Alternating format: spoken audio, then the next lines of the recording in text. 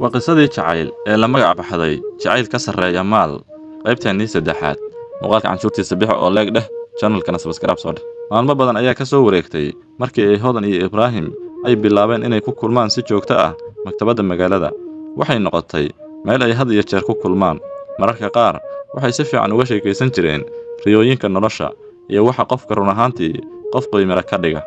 Hodan waxay dareemaysay in nolosheedu isbedeshay markii hore maalinteeda dhan waxay isku maaweelin jirtay waxyaalaha raaxada nolosha laga helo laakiin hadda waxay sugaysay waqtiga ay la kulmi doonto Ibraahim Hodan habeen kasta marka ay gurigeeda ku soo noqoto waxay ka fikirtaa hadallada Ibraahim waxay nafteeda ku tiraa muxuu ahaa wiilkan ka duwan dadka kale rag badan oo ay aragtay waxay ku hadaaqi jireen lacag iyo maqaam sare ayaan leenahay laakiin Ibraahim wuxuu ka hadlaa hadafka guusha iyo riyooyinka nolosha waxay dareentay in qalbigeedu si tartiib ah ugu xirmayo Ibraahim laakiin wali ma aysan sheegin dareenkeeda dhanka kale Ibraahim sidoo kale wuxuu dareemayay dareen cusub laakiin qalbigiisa waxa ku jiray cabsi wuxuu ogaa in noloshu aad u kala duwan tahay mar uu kaligii socday ayuu naftiisa ku yiri ha iloobin naftaydii meesha aad ka timid gabadhan waxay u muuqataa qof nolol sare ku nooleed laakiin adigu sabool ayaa tahay wuxuu isku dayay inuu qalbigiisa xakameeyo laakiin markasta uu arko Hodan qalbigiisu wuu jilcayay maalin galab ah Hodan iyo Ibraahim waxay socod ku mareen waddo dheer oo geeda leh qorraxdu liiqa ayay sii dhigaysay dadka qaar ayaa fadhiyay kuraasta beerta carruurtuna waxay ahaayeen kuwo iska ciyaara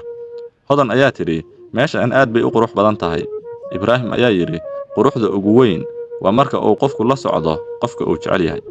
Hodan ayaa si lama filaan ah u aamustay waxay dareentay in hadalkaasi qalbigeeda si qoto dheer u taabtay wax yar kadib Hodan ayaa weydiisay Ibraahim haddii aad noqoto nin guuleysta mustaqbalka maxaad samayn lahayd Ibraahim ayaa si degan u yiri waxaan marka hore caawin lahaa qoyskayga kadibna waxaan caawin lahaa dadka kale ee saboolka ah Hodan ayaa tiri maxaa kugu riixaya fikirkaas Ibraahim ayaa yiri saboolnimada ayaa i bartay qiimaha caawinta isla habeenkaas Ibraahim wuxuu la kulmay saaxiibkiis u dhow oo lagu magacaabo Yuusuf wuxuu arkay isbedel ku yimid Ibraahim wuxuu yiri Ibraahim waxaad u muuqataa qof wax qarinaya Ibraahim ayaa qoslay laakiin Yuusuf uu sii adkeeyay su'aashii ma gabar baa jirta Ibraahim ayaa aamusay taas ayaana jawaab ugu filnaatay Yuusuf ayaa yiri Ibraahim waan ku garanayaa waxaad qalbigaaga ku xirtay gabar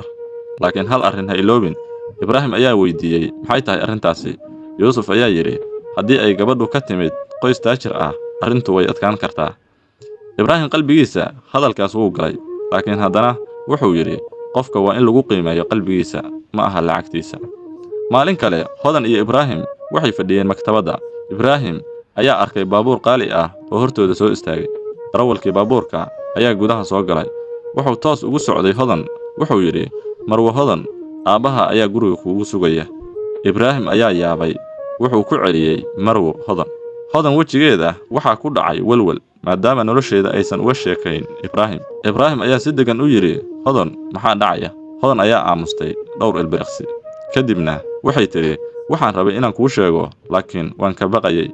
Ibraahim ayaa yiri maxaad ka baqaysay Hodan ayaa si tartiib ah u tiri qoyskaygu waa qoys taajir ah Ibraahim qalbigiisu si degdeg ah ayuu u garaacmay wuxuu soo xasuustay hadalkii saaxiibkiis Yuusuf farqiga u dhaxeeya noloshooda hadda wuxuu noqday mid cad wuxuu naftiisa ku yiri waxa laga yaabaa intani aysan suurtagal ahayn laakiin haddana qalbigiisu wuxuu dareemayay jacayl si kordhaya Ibraahim ayaa si degan u yiri Hodan waa inaan runta kuu sheego anigu waxaan ka mid ahay qoys sabool ah laakiin waxaan haystaa riyooyin waaweyn Hodan ayaa dhoola cadeysay waxay tiri anigu lacag ma raadinayo waxaan raadinayaa qof qalbi wanaagsan leh laakiin ayagoon ogeyn qof ayaa durba ogaaday kulamadooda qofkaas wuxuu ahaa aabaha Hodan markii uu maqlay in gabadhiisu la kulanto wiil sabool ah aad ayuu u xanaaqay wuxuuna yiri arrintan maanta ayay istaagaysaa aabaha Hodan wuxuu go'aansaday inuu ogaado wiilkaas wuxuu bilaabay inuu dadka u diro si ay xog uga keenaan Hodan wali ma ogeyn arrintaas Ibraahim sidoo kale ma ogeyn laakiin noloshu waxay u diyaarinaysay tijaabadii ugu horeysay ee jacaylkooda laakiin su'aasha meesha taala waa Ibraahim ma ka adkaan doonaa farqiga u dhaxeeya saboolnimada iyo taajirnimada